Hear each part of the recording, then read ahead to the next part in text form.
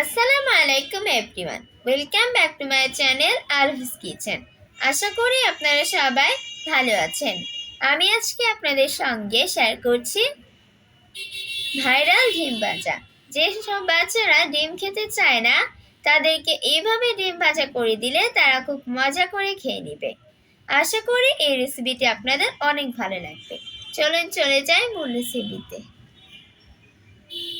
দুইটা ডিম নিয়ে নিয়েছে, এবারে দিয়ে দিচ্ছি স্বাদ মতো লবণ, দিয়ে দিচ্ছি কাঁচামরিচ কুচি, দিচ্ছি ধনে পাতা কুচি, দিচ্ছি পেঁয়াজ কুচি,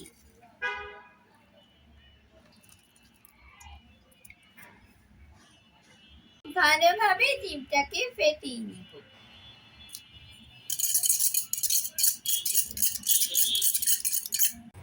চুলায় একটা ছোট সাইজের কড়াই বসিয়ে নিয়েছি, এবারে দিয়ে দিচ্ছি একটা সেদ্ধ করি, এর উপরে দিয়ে দিচ্ছি ফেটিয়ে রাখা ডিমের মিশ্রণ,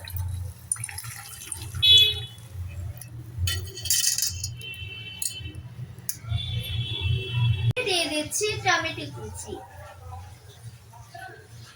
দিচ্ছি কাঁচামরিচ কুচি,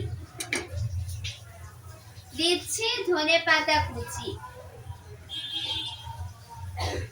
দিচ্ছি পেঁয়াজ কুচি, দিচ্ছি সামান্য চিলি ফ্লেক্স,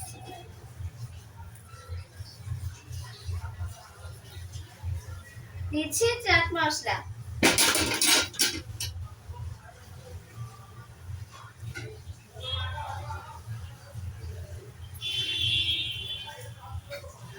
দিচ্ছি ম্যাগি মশলা।